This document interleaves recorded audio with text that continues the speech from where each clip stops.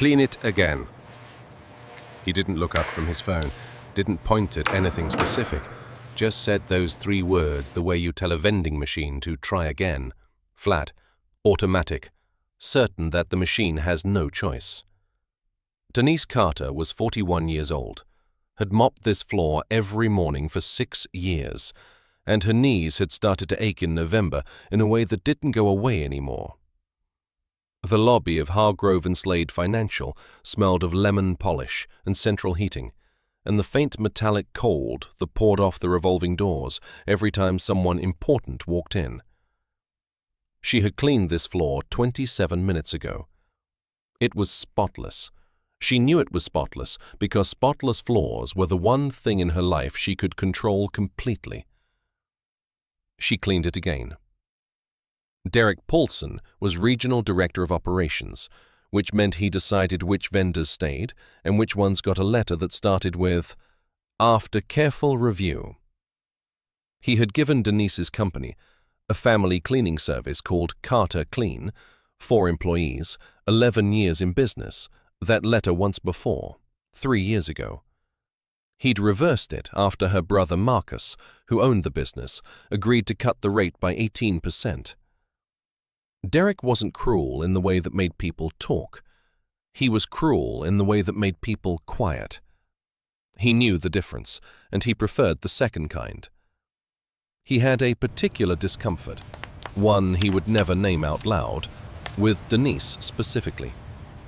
She did her job too well. She met his eyes when he spoke. She did not look grateful enough. He had been building a case for vendor performance issues for 6 weeks. He needed 3 documented incidents. He had 2. What Derek did not know, what almost no one at Hargrove and Slade knew, was that Denise had spent 4 years, from 2009 to 2013, as a paralegal at a mid-size firm in Atlanta, before the firm dissolved in a messy partnership split, and she'd had to find different work fast, with 2 kids in school and a mortgage that didn't care about timing. She understood documentation. She understood how paper trails were built, and more importantly, how they were dismantled. She had started keeping her own log on February 14th of the previous year, the day Derek had told her, in front of a visiting client, that the glass on the second-floor conference room looked like a bus station. She had photographs of that glass taken at 7:04 that morning. The glass was clean. She had the timestamps. Every time Derek said, "Clean it again," Denise noted the time, the location, and the name of anyone nearby. She kept the log in a small green notebook in the front pocket of her uniform cart, and she backed it up as a voice memo on her phone. 14 months.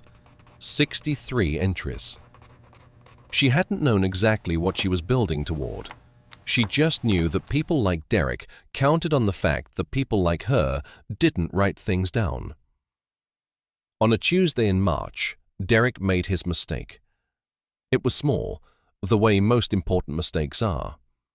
He told his assistant, Rachel, to pull together a formal performance record for Carter Clean. Email chain, incident reports, the works, because he'd decided this was the week he'd finally move on terminating the contract.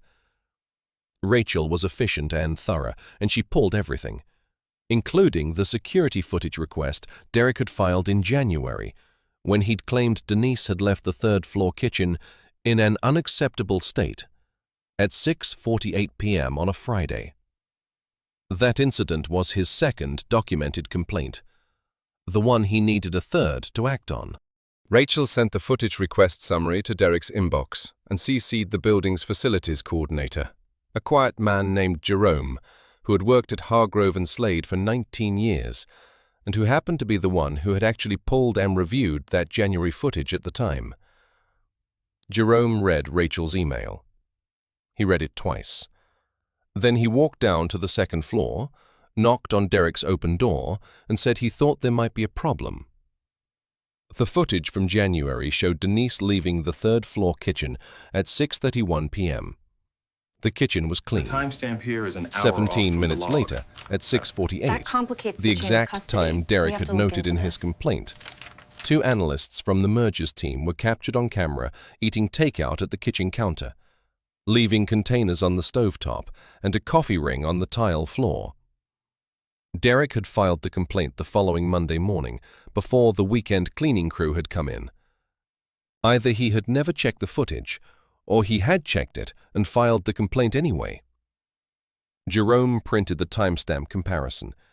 He put it in a manila envelope. He wasn't sure who to give it to, so he gave it to the head of HR, a woman named Sandra Okafor, who had been at the company for 9 years, and who had her own folder on Derek Paulson that she had never had quite enough to open.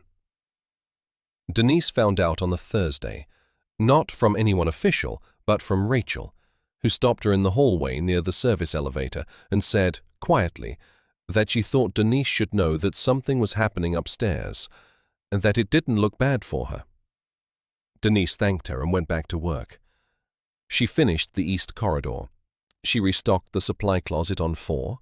She took the elevator down, clocked out at 3:17 p.m., and sat in her car for 4 minutes before she started the engine. She did not feel triumphant. That surprised her. She felt tired in a way that wasn't about the knees, and she felt something else underneath it. A low, dull anger that Derek's mistake had done more in 72 hours than 14 months of careful documentation. Her green notebook was still in her cart. 63 entries. She had built something precise and patient, and it had mattered less than a CC on an email.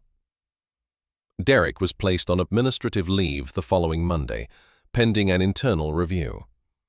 The Carter Clean contract was renewed at a rate 11% higher than the one Marcus had accepted 3 years ago under pressure. Sandra Okafor called Marcus personally. She did not mention Denise's notebook. She did not know about it. Denise kept the notebook. She didn't throw it away. She's not sure why. Maybe because 63 entries is proof that she paid attention when no one was watching, and that feels like something worth keeping, even if it turned out the ending didn't need it.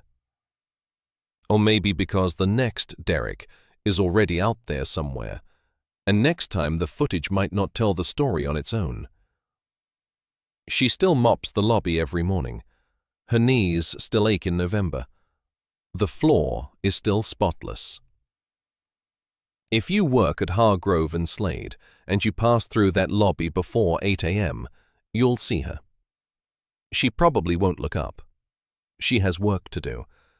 But if she does look up, she'll meet your eyes, and she won't look away first. She never did. That was always the part Derek couldn't stand, and the part that was never going to change.